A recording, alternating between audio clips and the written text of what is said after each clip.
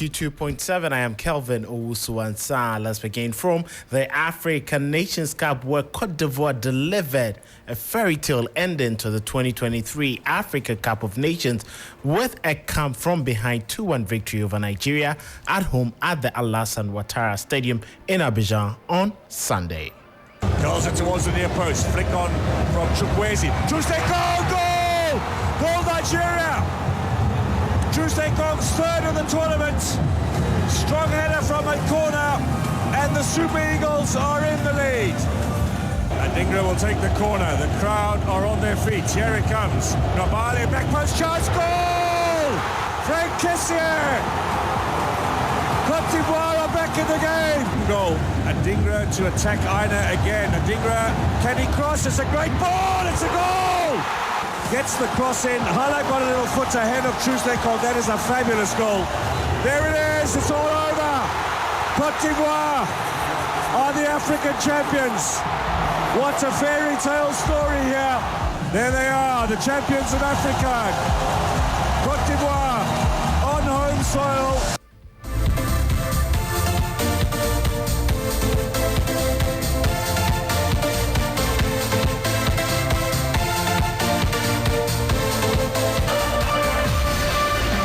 So that was how things panned out, where the host scored 2 second-half goals to overcome the Super Green Eagles and capture their third Africa Cup of Nations title, adding to the continental victories in 1992 and 2015.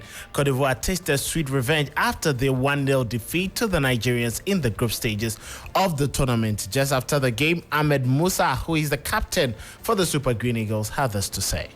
In every tournament, there is a winner, there is a loser. So we are just proud of ourselves.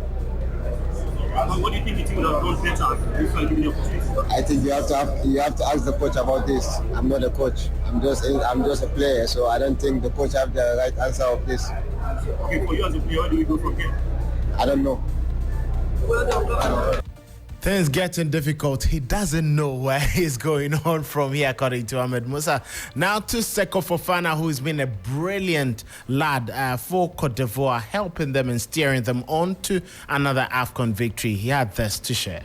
That's the emotion after this kind of game, you know. And we start very bad this competition. Everybody say that it's finished for Africans. And when this kind of competition like this is...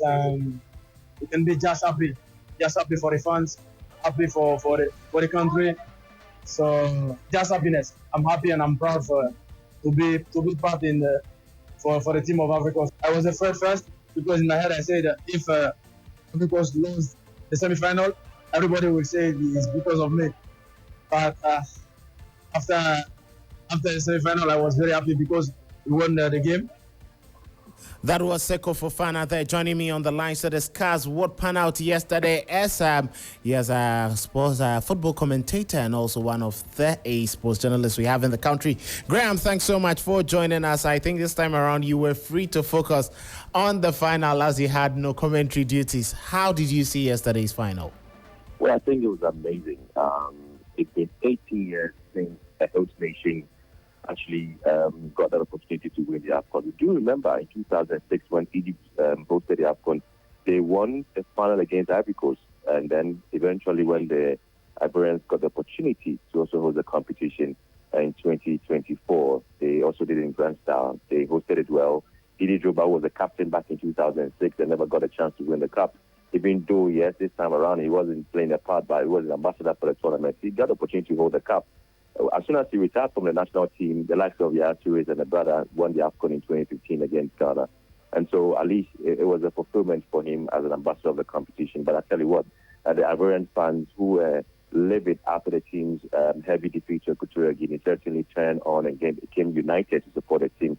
And I think that has been the magic for them and eventually picking up the trophy that they have so much longed for. So I think we have to give them credit for, a well-deserved host of the competition and eventually picking up the trophy. Well, they deserve this. But, Graham, where do you think that they found their mojo? What did they do right? Was it the sacking of Gasset? Was it that united purpose they wanted? Or you think it was just a moment where Adingra, Halle, and the players themselves picked it up on themselves to win this? two things you cannot talk about, Kelvin. One, self-belief. Remember when Egate was in charge, the team could play, but you realize that there was something a bit dysfunctional about the Ivorian team, but nobody could really pinpoint exactly what the issue was. You can take a look at the group matches and eventually what culminated in that huge defeat against Equatorial Guinea. Now, also to remember that when NSI was given the job, it wasn't 100% because at the time when he was given the job, they were talking to Hervé Renard to come take over to end the group stages or the quarterfinals, if you like.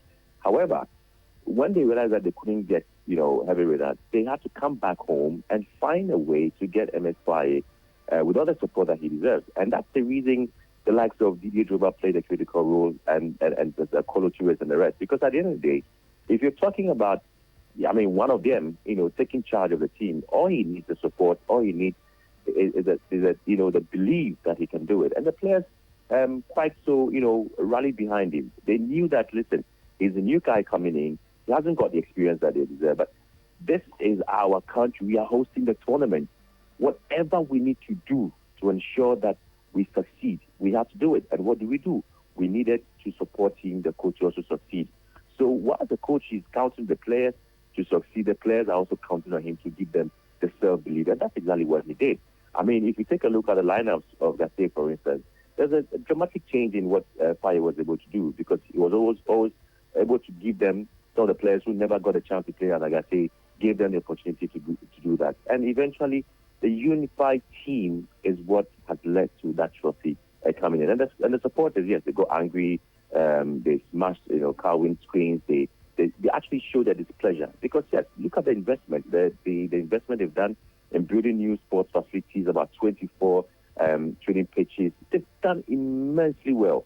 Now, how do you just get yourself bounded out of the competition at the group stage? That's a huge disgrace. But eventually, when they got a chance, they turned things around. And that's a self-belief I'm saying that they got from the coach and, of course, the whole nation. Now, Graham, Nigeria, it was a very strong team from the round of 16, even from the group stages after their early flow in the first game. They continued with a brilliant performance up till the final. What do you think was the missing piece in this Nigerian team? Many think that it was the lack of steel in midfield. Others also think that the coach was too defensive, which one of the players, Kenneth Omeru, asserted to yesterday after the game. What do you think did not work for them on the final day? Nigeria had always believed, Kevin, that every decade they win a cup. And so the last time they won the AFCON in South Africa was back in 2013 with Stephen Keshi of blessed memory. Now, when they got the opportunity to, get themselves out of the group stages, they knew that, listen, this was time for us to win it again. And from 2013 to 2023 or 2024, it was just our time. Now, we can also look at the microscope and realize that Nigeria didn't play any flowery football. They took the chances all right, but it wasn't really a vintage performance if you take a look at the team, for instance, and what happened against South Africa. So they take the chances, yes, but it wasn't a really much of a vintage performance. But when they got the opportunity to be on the quarterfinals and the round of 16 and quarterfinals, they knew that, listen, we needed to put things together and get ourselves out to the final, and they did that. Yesterday, the 12-man played a role. They were really overwhelmed by the sheer numbers or the volume of people at the stadium. The Nigeria, I know, didn't come to the party early. The Ivorians took control. And one thing that was even interesting to me was that the Ivorians always concede before they come back. And I was saying that, listen, the moment the Nigerians took the lead, I was like, okay, that was going to be the end of the day. The end. But the Ivorians, knowing who they were and how they've been able to, develop a comeback spirit, their matches, they changed the narrative. But I think that there was something missing in the Nigerian team. They're a bit defensive for my liking. I think that they were probably sitting back and allowing the Ivorians to take charge because they knew that, listen, no matter the situation, this is their home team, this is the final. So let's sit back, let's relax, let's allow them to play, catch them on the break, and then use the speed of Seaman, Lukman, and the rest to, get the goals there. But that didn't turn out to be the advantage. The Ivorians also make sure the likes of Fofana, Kessier, Max Gradel, Sergio Rere, and of course Madina, all of them had to, double up their steps. And that basically was the storyline. So I think that their defensive approach to the game was what really let them down. Well, Graham, before I let you go, the tournament in its entirety, how did you see this AFCON? Is it so many levels up that Morocco may have to catch up next year? I tell you what, the first AFCON for the new CAF administration, Mochepi and the rest, was back in 2019 in Cameroon. Yeah. It was a near success. Yeah. I think it was the first time they saw the mistakes they made. And I think the COVID too really limited that tournament's progression. Took charge. But when they got a chance and push, when West Africa we're doing something, we try to do it big. And obviously, when you talk about the West African team, Ivory Coast hosting it, certainly you have Togo, Burkina Faso, Ghana, Nigeria, all of them trooping to the place. Yeah. So that you get a numbers in terms of people watching it. Again, you also realize that the coverage also skyrocketed. You have lots of countries, showing so much interest in the African Cup of Nations this time. It's talking millions and millions of viewers all over the world. So I think that it was also something that made it exciting. And the fact that you also had lots of, players born outside now deciding to come and play in the African Cup of Nations, something that year or two you wouldn't really get more. But it kind of changed the mindset of our players who were born outside and hadn't played the African game before. Somebody like Sebastian Haller, his story is amazing. I've been talking about his story for a very long time. More or less like defeating cancer and win and coming to conquer Africa. That is something amazing. And that's a story people continue to talk about. They're the highs and lows. Why? Because the so-called big boys who were earmarked or who were given the highest percentages to win the competition were all booted out. Like Algeria, Tunisia, Morocco, Egypt, name them. Ghana, for instance. All of them are booted out. And take the last four. Ivory Coast was not really given a chance there. Congo, South Africa, and even not Nigeria. So it kind of gave a different aura about what African football has come to stay. And the fact that the likes of Mauritania and the rest were all, Cape Verde, were all giving us shock surprises in the competition.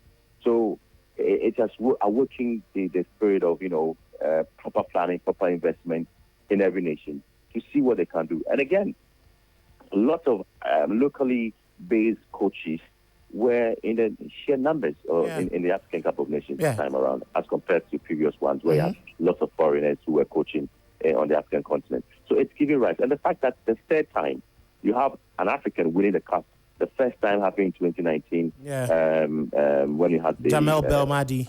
Yes, winning it. You also talk about Aliou Cissé, and now you have Mesfaye.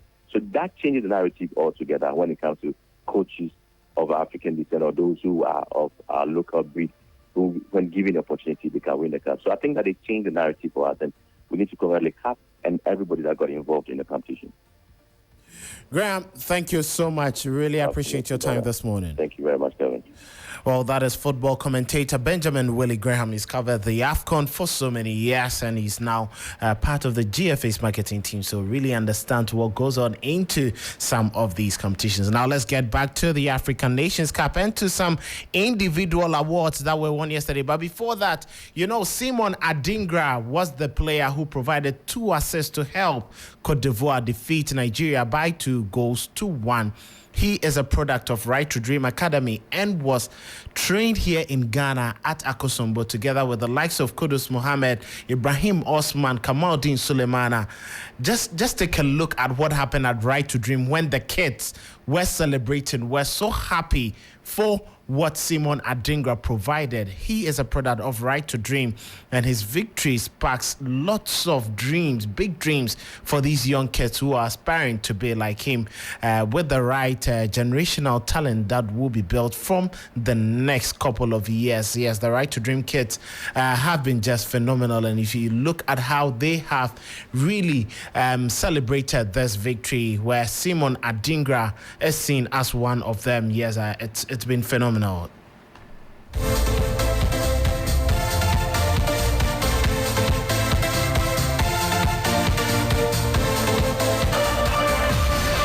So those are the kids that celebrated at Akosombo Right to Dream Academy there, and they are so happy because one of their own has become an AFCON winner, and you cannot begrudge them. It's been just too phenomenal. 22 years of age, and he has been one of the stalwart players for Cote d'Ivoire at this tournament. Now let's take a look at some individual awards, but before that, there was also the third place playoff game where South Africa managed to win 6-5 on penalties against DR Congo. To penalties, Mokoena, it comes off the right post. responsibility to deliver. Benbow, it's been set by Williams. There you go. South Africa to make it 6-5. Julu into the corner it goes. Mishak has his penalty stop. Ronald Williams is the man, is the hero.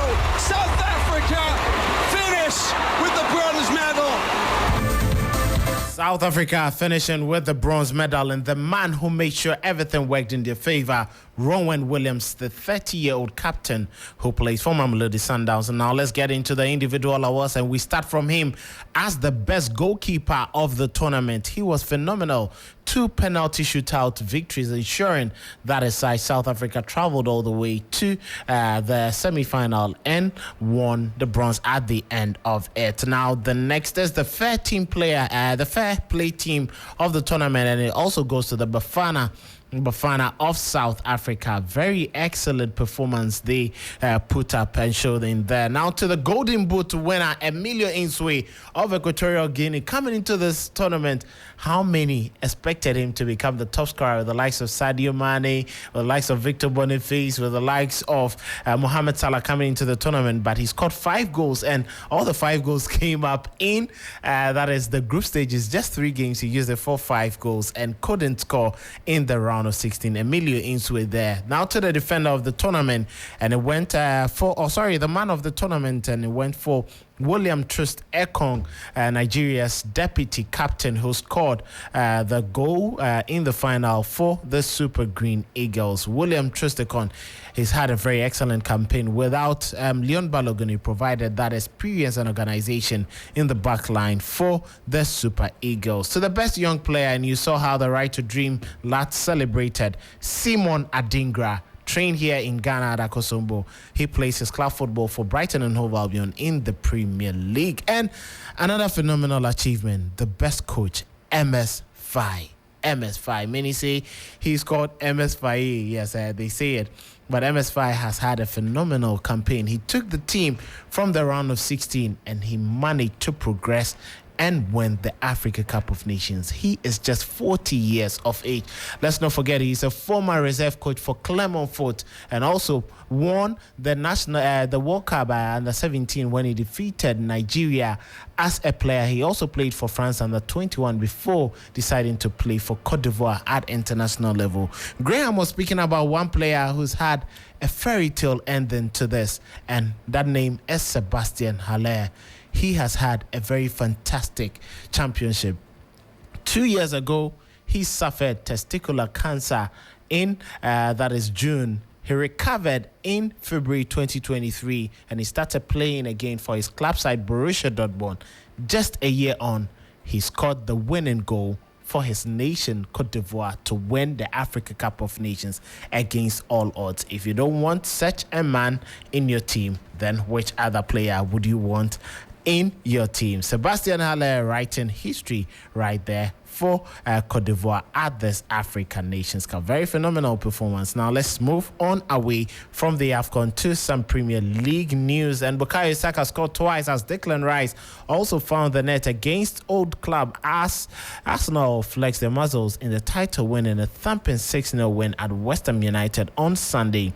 Declan Rice grabbed a pair of assists on his return to his former club, while Bukayo Saka, Gabriel Magalhaes, Leandro Trossard were also on target, with William Saliba getting a goal. Trossard's goal was Arsenal's 8,000th Premier League goal. A bitter and disappointed David Moyes after the game couldn't have any more words to share that complain about Arsenal's style of celebrating, saying they did not celebrate like that when they won against the Gunners. We didn't go and celebrate too much at Arsenal when we beat them there, because we knew that we still had to play them. Feels like a really quick turnaround game. It's only a month ago we played them at the Emirates and we took 3 points off them. I've said a couple of times, I think if you give me 3 points this season against Arsenal, I'd have accepted it. I wouldn't have accepted that performance today, and I wouldn't have wanted that result, but I'd have still wanted 3. Really wanted to see that, according to David Moyes, but William Saliba had other words to share. He believes that Arsenal can still win the Premier League. Arsenal are 2 points away from Liverpool and the same points tied with Manchester City, who have a game in hand. Yeah, that's a very good win today because West Ham they beat us twice this season, and we wanted to do well today, and we did well. We scored 6 goals, clean sheet, and that's a very good result today. Of course, because when a team beat you, you want to beat them again. And that's the only team to beat us twice this season, so we had the chance to win today, and we did it well. So it's a good mentality from the team.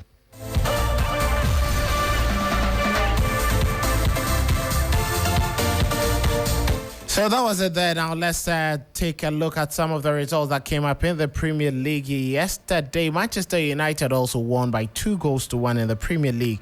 A very good victory for them. Eric Ten Hag and his men against Aston Villa, 2-1. But on Saturday there were victories for Manchester City, Liverpool, as well as Fulham.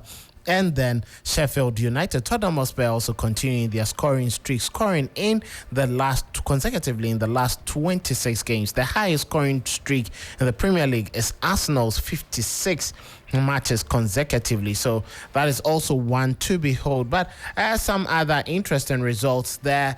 At the Asian Cup, there was a 3-1 victory for Qatar, who retained the Asian Cup as hosts. Akram Afif, the home hero, with a hat-trick of penalties. It meant he scored 3 penalties to win the trophy for his side. Now, Inter Milan continued their march to the Serie A title after battling back to beat AS Roma 4-2 to extend their lead over Juventus to 7 points.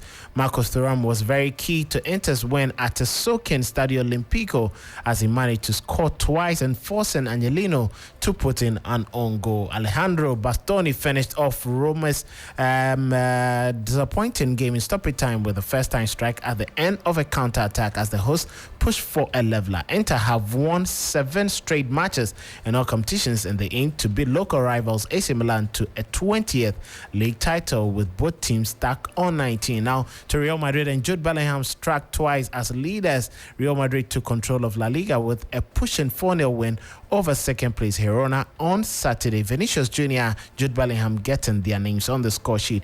But Barcelona also managed a 3-0 draw against Granada as Atletico Madrid suffered a 1-0 loss at the hands of Sevilla, meaning Real Madrid continued to stay top with a commanding 4-point lead over Girona. In the French league, PSG came from behind to beat Lille 3-1 to extend their lead to 11 points as Kylian Mbappe was rested ahead of the UEFA Champions League game against Real Sociedad. Well, I know some people love the Super Bowl, the NFL, that is the Nations Football League. When you go to the USA, what is known as the NFL, and Patrick Mahomes once again led the Kansas City Chiefs to a 25-22 victory over the San Francisco 49ers to become Super Bowl champions for the 3rd time in 5 seasons. So Mahomes was named Super Bowl MVP for the 3rd time in his career. A very excellent touchdown from him in a walk-off touchdown to Michael Hardman in overtime saw the Kansas City Chiefs shattering the hearts of Kyle Shanahan, Brock Purdy, and the San Francisco 49ers to win in a thrilling Sunday game at the Las Vegas final for the Super Bowl. With Taylor Swift watching on in the stands, Mahomes found a way and the Chiefs found a way to win. So, fantastic victory there for the Kansas City Chiefs and Patrick Mahomes, who is with the trophy, as you can see on the stream. That'll be all for sports, but don't forget Chelsea play against Crystal Palace later this evening in the Premier League. My name is Kelvin Owusu. The sunrise continues, but there's a lot more to look up to. Rick Compover, thank you so much for the coverage. He has given us the bits of the sounds and bites after the game. We wouldn't have had it without you. Excellent coverage at the AFCON. Stay tuned. Sunrise has a lot more to offer.